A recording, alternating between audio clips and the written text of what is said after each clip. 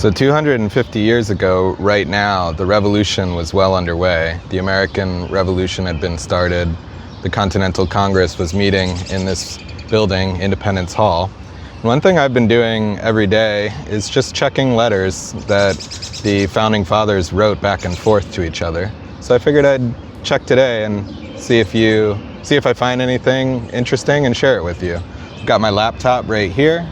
So I'm gonna be looking down and checking for letters. Okay, let's do the letters from June 30th to 1775 by the Founding Fathers. June 30th, 1775, seem to be 5 documents here. Let's look through them real quick. Draft of a resolution proposed to Congress by the Pennsylvania Committee of Safety. Okay. Editorial note on the Pennsylvania Committee of Safety. To Ben Franklin from Charles Guillaume Frederic Dumas. Okay. To John Jay from Governor Morris, and to Thomas Jefferson from Ebenezer Hazard. So it looks like there are 3 actual letters here, and then 2 documents relating to this draft of a resolution. So maybe we'll click into that resolution and poke around in that for a bit, and then we'll read the 3 letters. Okay, so draft of a resolution. Now let's see how long this is. Oh, it's not actually that long, so maybe we could read it real quick. Draft of a resolution proposed to Congress by the Pennsylvania Committee of Safety on or before 14th of July. Oh. Well, we don't need to read that now, do we? Let's see, why is it here? Endorsed copy of resolve.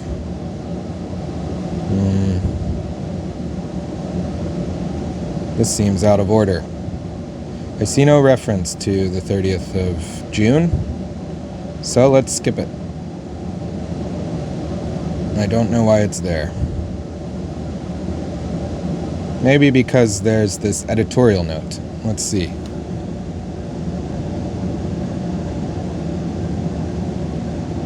Okay, let's read this editorial note on the Pennsylvania Committee of Safety, 30th of June, 1775. Editorial note on the Pennsylvania Committee of Safety. On June 30th, 1775, in response to a recommendation from the Philadelphia Committee of Inspection and Observation, the Pennsylvania Assembly created a Committee of Safety. 25 members were named, Franklin among them. The committee's function was military, to call into service as many associators as it thought necessary to pay them, and to supply their necessities, to encourage the manufacture of saltpeter, and a broad rubric to provide for defending the province against insurrection and invasion. For these purposes, the committee was to draw upon the provincial treasury. At the first committee meeting on 3rd of July, Franklin was unanimously chosen president. For the next 7 weeks, he attended assiduously. Out of 46 meetings, he missed only 3. From late August until he left for Cambridge in early October, he was present roughly half the time. The new assembly reappointed him on October 19th, when some members were dropped and others added, and the next day the committee re-elected him president. But after he returned in November, he attended only on rare occasions. Various activities of the committee, as recorded in its minutes and in the fragments of its correspondence that survive, were as broad as its authorization implied. It sought out gunpowder, saltpeter, lead, and other military supplies. It organized a naval force and arranged, probably at Franklin's instigation, for the placement of chevaux de frise to block the Delaware. It established regulations for the militia and recommended defensive measures to the assembly. It interrogated suspects and disposed of prisoners of war. It negotiated with local committees and Congress about commissions in the armed forces of the province. When, at the end of 1775, Congress authorized 4 new battalions for continental service, the selection of their officers at the committee's meetings in early January brought out virtually all the members who had never before attended. Franklin was present on 3 of these occasions, and again on January 10th. Thereafter, he was absent, and in late February, he resigned. During his term of service, the committee carried on an extensive correspondence, much of which is included in its minutes. These letters and orders may be considered to fall within our original rubric, but are so numerous that to take notice of each would clutter the volume with routine business in which Franklin could have played at most an extremely minor part. We have therefore confined ourselves to those documents that are addressed to or signed by him, and have summarized such of them as relate to relatively trivial matters. The result is a sample, wide-ranging, if arbitrary, of the committee's work. I see. So basically,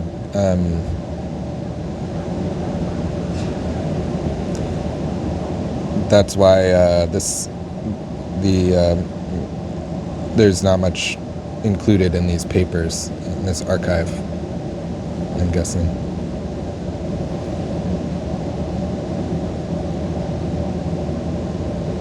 Okay. Next, let's read this letter to Benjamin Franklin from Charles Guillaume. I'm so sorry if my French is terrible. Charles Jaume Frédéric Dumas. Charles Guillaume Frédéric Dumas. Yeah. Okay. Le High 30 June 1775. Monsieur. Oh, it's all in French. Oh my gosh. What am I going to do? I guess I do need Google Translate. English. Ha! Look at that. The Hedge, June 30th.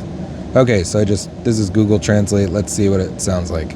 Sir, in response to the very obliging letter with which you favored me dated February 24th, 1774, since I had the good fortune to meet your taste in the choice of novelties that you were kind enough to receive from me, this emboldens me to continue to pay you the tribute of my small works. I feel how meager it is, but the extreme and constant desire that I have to make exist the only testimonies in my power of my great esteem for you and for all the brave Americans will, I hope, make up for what it lacks in intrinsic merit. Last winter, a new edition of Vattel's Law of Nations was finished printing. I could not refuse the requests of certain people to be its editor. What is curious is that, with the exception of my ideas concerning punishments, which these people know and approve, all the other theses that I support, both in my notes and in a letter that I put at the head of the edition, are precisely the opposite of what was expected of me, and my story in this respect strongly resembles the tale of Balaam. It was expected that I would curse tyrants much less odious than those that tone blesses, and I have done the reverse. I doubt that one will forgive me, and I console myself. Here then, sir, are 3 copies of this Vattel, one for your library, another for that of Philadelphia, and a third for any other library or province you wish. You will find on a blank sheet at the head of each my idea on government and royalty. I believe it to be new and yet the simplest of all, and the only just and healthy one. Impractical and consequently useless and dangerous to discuss in Europe, I believe that, sown in America, it could take root there, germinate and bear fruit one day.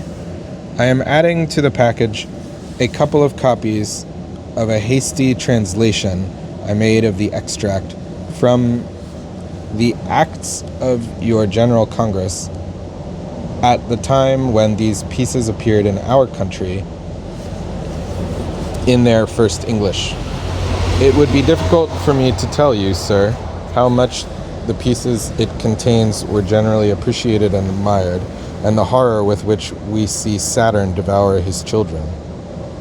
You will also find, sir, a small book in this package, The Rights of God, Nature, and People, taken from the Defense of the British Nation, etc., by Abadi, and the Discourse of the Jurisconsult Nut in the Rights of Sovereigns. This has been reprinted here. I was given a copy, and I thought I could not have better use of it than for the Library of Philadelphia, where I believe it is in its place, especially in the present circumstances. I would have liked to send you 2 other pieces, but they are not yet finished printing. One interests you, sir, in particular. The research you began on the phenomenon of oil spilled in water is continuing in Leiden, and a pamphlet in 8 volume, 8VO, has appeared on this subject in Dutch, of which the East India Company and the Admiralty have ordered that all ship contains should take a copy with them when setting out on their voyages and should experiment with oil. I was asked to put this in French, which I have done, adding some critical notes of my own.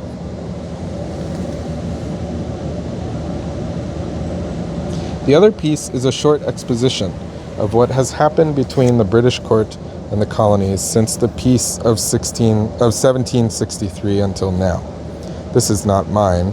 I am not sufficiently educated for such a work, but the manuscript passed through my hands, and I recommended its publication, while waiting for, after all these troubles are over, some modern American Tacitus to give us all this in detail.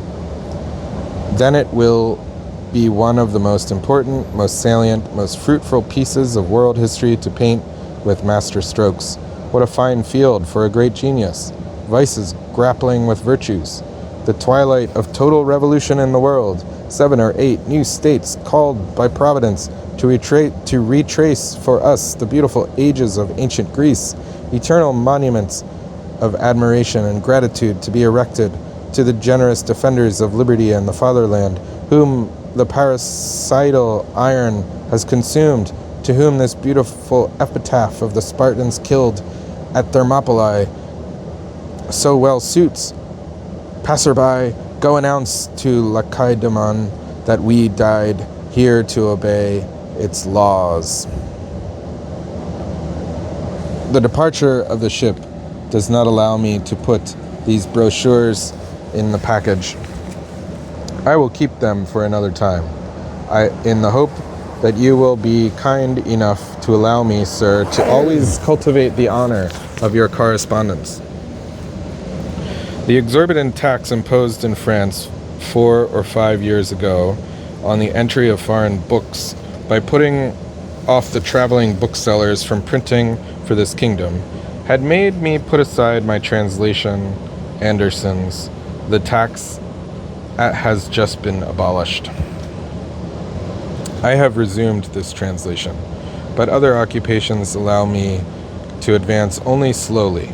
I will take care not to forget in due time, if God grants me life and health, that you have allowed me, sir, to dedicate it to your province, and I will make much more of this honor than that of placing it under the auspices, as the infamous and base flattery expresses itself, of any monarch whatsoever. Be assured, sir, of the sincere and profound respect that your very humble and obedient servant has for you and for all your virtuous American fellows. GFS Dumas. God pour out his blessings on all the just means of defense that your brave colonies oppose to oppression, crown them with success and with an advantageous solid peace. I send my best wishes in particular for your health and preservation, sir, and for the prosperity of your dear family. Although I am writing from Lehigh, I am writing to a provincial campaign. I began another letter to Lehigh, which I forgot to take with me to finish it. I have just been sent the package where I left it. Allow me, sir, to transcribe its contents here. I took the liberty, sir, a few weeks ago, of recommending to you 2 Frenchmen with their wives, who were not safe here where they had taken refuge, being threatened with being claimed by the French ambassador, and consequently delivered up by virtue of a concordat which subsists between this monarchy and the republic. You will see, sir, by my letter, which they will present to you on my behalf, that I have warned them not to expect to be a burden in any way to anyone, but only to the kindness which you will be kind enough to direct them by your wise advice in the measures which they will take to form an establishment, so that they do not risk being duped in the acquisition which their small funds will allow them to make. I feel, sir, that this will not fail to cause you some embarrassment, but your humanity will forgive me. I am very grateful to you, sir, for the present you gave me of your excellent works, especially in their original language, always preferable to a translation, as also the exquisite political pieces from your pen, which I read with an admiration equal to the interest I take not only in what concerns your person, but also the worthy colonies of which you are the honor and the ornament. The American gazettes also, with which you were kind enough to regale me, gave me some very pleasant hours. Civil war has been declared. I expected it. I even feared that too long a patience and good nature would be disastrous, giving time to the enemies of liberty to strengthen themselves and sow division among the allied colonies. With all this, I was struck and moved when I read the action of April 19 in our gazettes. However necessary the evil has become, it seemed to me no less terrible. May it be disastrous only to the atrocious minds and corrupt hearts that have reduced so many brave people to the dreadful extremity of killing their brothers or being killed by them. In the meantime, the eyes of all Europe are turned upon your continent, and with the exception of a few sordid rentiers interested in the public funds of the tyrants of America, all the wishes of the old world are in favor of the brave inhabitants of the new. Endorsed, M. Dumas. 1. Much of this letter repeats and expands on Dumas' earlier one above, May 17th, part of which he summarizes in his postscript.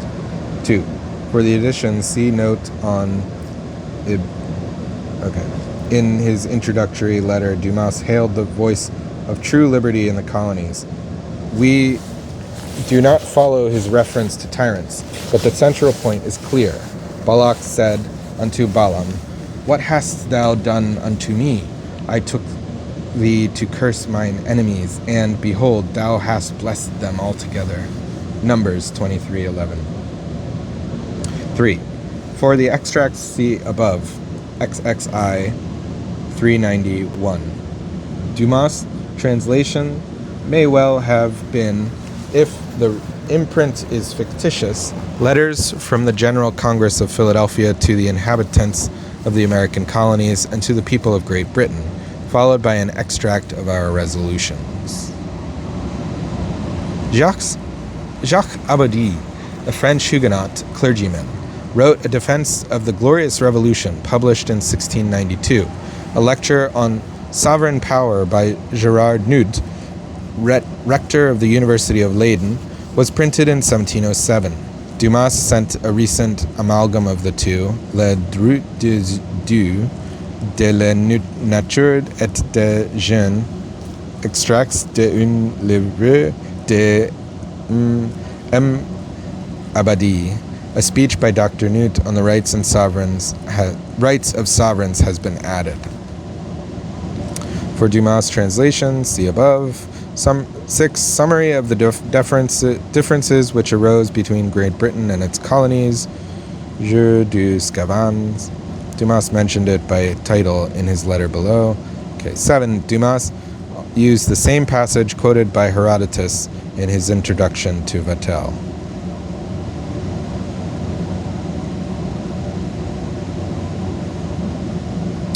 Nine. The overages he had already acknowledged in his May letter. The exquisite pieces were, we presume, Ben Franklin's 2 satires above.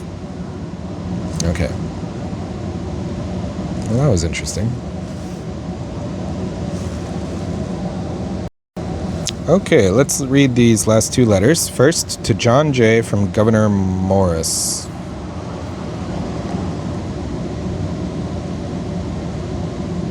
To John Jay from Governor Morris, 30th of June, 1775. New York. My dear sir, our house are about to send you their plan of accommodation, and I think myself bound to say something on the subject for reasons you will presently see. The 2nd, 3rd, 4th, 6th, 7th, 8th, and 8th articles form a short plan which I drew in the committee, accepting that in the 8th, the word assemblies in the 3rd line was altered to colonies. The 1st article was moved, debated, altered, amended, and finally left as it is in the committee. So was the 5th and 9th. Foolish religious business I opposed until I was weary. It was carried by a very small majority, and my dissent entered. The 10th I did not like, but however, it is in the resolution I moved, and it was unanimously carried. Okay. No punctuation, I guess. I forgot to mention that the 2nd article, as I drew it, stood thus. That, quote, that from the necessity of the case, Britain ought to regulate the trade of the whole empire, end quote. Now then, my reasons on this occasion are these: the article for triennial assemblies, and the 1st article in the gross as it stands, and what relates to the security of our legislature, I think may work. A rejection of the plan at home, particularly the last, may raise an idea that Britain has some right to the power of altering colony constitutions, which is in America politics a most damnable position. The article about religion is most errant nonsense, and would do well in it's most errant nonsense, and would do well in a High Dutch Bible, as the place it now stands in. Our letter to you on this subject, which, though drawn by myself, was unanimously and literally assented to, will shew you how strongly we are of opinion that the dispute ought to be simplified, and every reasonable man will be of opinion that, provided our essential rights be secured on solid foundations, we may safely permit the British Parliament to use big-sounding words. I drew a long report for our committee, to which they could make no objections, excepting that none of them could understand it. 1 or 2 accepted, who attacked it by piecemeal, but were afraid of the principles because they could not meet them, and the mob of us were fearful of extensive novelties. If I have time, I will send you a copy. But I was pleased at the rejection, because as I observed to you before, I think the question ought to be simplified. I address this letter to you, but I shall be glad you will read it to Livingston, for I intend it for both of you. Make my compliments to him, and tell him I shall write to him when I have leisure to write a good letter. This is a damned bad one, and would not exist if I did not think it a duty to myself to shew my friends that I had no hand in that foolish religious business. I am, as well know, your friend. I am, as you well know, your friend, Governor Morris. That was entertaining. Okay, footnote number 1. Morris, one of Westchester County's representatives in the New York Provincial Congress, was a member of the committee that reported the draft plan of accommodation to the Provincial Congress on the 24th of June, 1775. As printed in JPC 158, the final version of the plan is divided into 8 paragraphs, followed by the explanatory resolution. The 5 articles to which Morris refers constitute the 2nd, 3rd, 5th, and 6th paragraphs as published in JPC. This section provided that, from the, quote, from the necessity of the case, end quote, Parliament should be granted the right to regulate imperial trade, while directing that trade duties be paid into the treasuries of individual colonies. These paragraphs went on to avow the colonies' willingness to support civil government in the provinces and to assist in the general defense of the empire. The concluding articles suggested that the grants of such general aids from the colonies should be coordinated by a Continental Congress in consultation with a president appointed by the Crown. This final provision in Article 8 had originally described a Continental Congress deputed from the several assemblies. The Congress voted to substitute colonies for assemblies in this phrase. Number 2. The first article of the plan called for the repeal of the parliamentary statutes cited in the Continental Association of October 1774, as well as any latter statutes, quote, restraining the trade and fishery of colonies on this continent, end quote. The 5th article, the 4th paragraph in the version printed by JPC, called for the triennial election of provincial legislatures. The draft plan submitted by the committee on 24th of June contained no article on religion.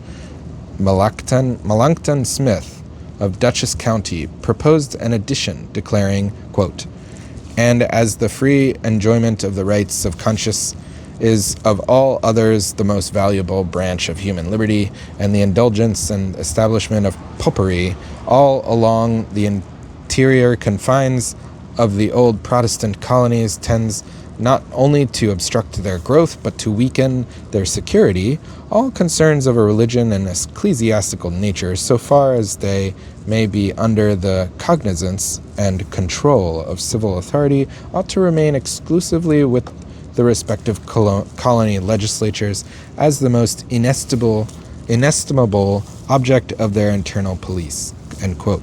The Congress approved Thomas Smith's suggestion that all of this article after their security be struck, after, quote, their security, end quote, be struck out, and substituted Smith's addition, quote, that the Parliament of Great Britain cannot constitutionally or of right interfere or interpose in any wise, howsoever, in the religious and ecclesiastical concerns of the colonies, end quote.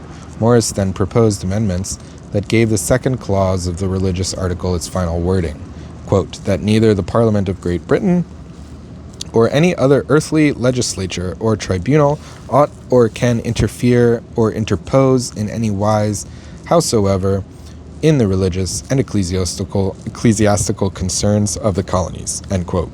The final text was adopted by a vote of 18-9, with Morris' dissent from the vote of Westchester County entered on the record.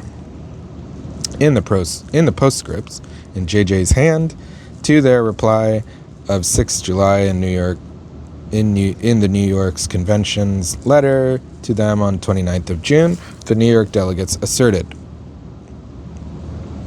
we have unanimously agreed to be silent on that article in the plan of accommodation which asserts, quote, that no earthly legislature or tribunal ought or can of right interfere or interpose in any wise, howsoever, in the religious and ecclesiastical concerns of the colonies, end quote.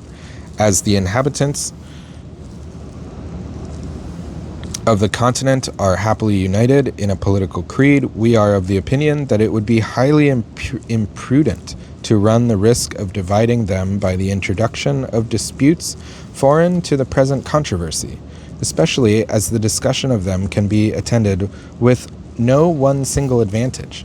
They are points about which mankind will forever differ, and therefore should always be, at least in times like these, be kept out of sight.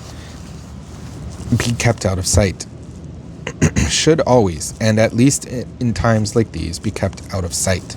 We are the more confirmed in these sentiments by this circumstance, that both this and the former Congress have cautiously avoided the least hint on subjects of this kind, all the members concurring in a desire of burying all disputes on ecclesiastical points, which have for ages had no other tendency than that of banishing peace and charity from the world. Footnote number 3. The 10th article, paragraph 8, as published in JPC, was introduced by John Morris Scott on 27th of June. It declared, quote, that the colonies respectively are entitled to a free and exclusive power of legislation within themselves respectively, in all cases of internal polity whatsoever, subject only to the negative of their sovereign in such manner as has been heretofore accustomed. The explanatory resolution is that quoted above. Okay. Footnote number 4. On 27th of June, the Provincial Congress adopted John Morris Scott's proposed addition to Morris's original proviso on imperial taxation, quote, for the general benefit of the whole and not for the separate interest of any particular part, end quote. 5. The 5th footnote, 5. 2 members of the Livingston family. Okay, the last letter for the 30th of June is to Thomas Jefferson from Ebenezer Hazard. That's a cool name. From Ebenezer Hazard, New York, June 30th, 1775.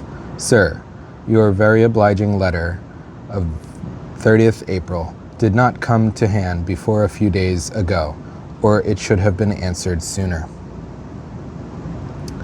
I am happy that you coincide with me in sentiment respecting the utility of my undertaking, and, judging of the whole, from the materials I am already possessed of, I cannot help thinking the collection will be vastly more important than I at first imagined. The polite manner in which you offer your assistance lays me under great obligations, and I beg you will be assured I shall cheerfully embrace opportunities of rendering you any service in my power here. To prevent your having unnecessary trouble respecting my collection, I take the liberty of sending you the following list of the papers I have relating to Virginia. Queen Elizabeth's patent to Sir W. Raleigh for making discoveries, the names of the persons who composed the first and second colonies which settled in Virginia, first, second, and third charters of from Stith's history, King James commission to Sir Walter Raleigh in 1617, an ordinance and constitution of the Treasurer, Council, and Company in England for a Council of State and General Assembly, July 24th, 1621. This last is from Stith. A commission to the Archbishop of Canterbury and 11 others for governing the American colonies, 1634, and the Commonwealth's instructions to Captain Dennis and Company, quote, appointed commissioners for the reducing of Virginia and the inhabitants thereof to their due obedience to the Commonwealth of England, 1651. These are all I have yet been able to procure. Though I had not the honor of an acquaintance with Colonel Bland, I took the liberty of troubling him with a letter and my proposals while the former Congress was sitting, but have not been favored with anything in answer. I beg you will be kind enough to remind him of this, and oblige me with his reply. I am, sir, your very humble servant, Ebenezer Hazard. Okay, so those are the letters from the 30th of June, 1775. If you liked these, please like and subscribe, and I'll see you tomorrow. Bye.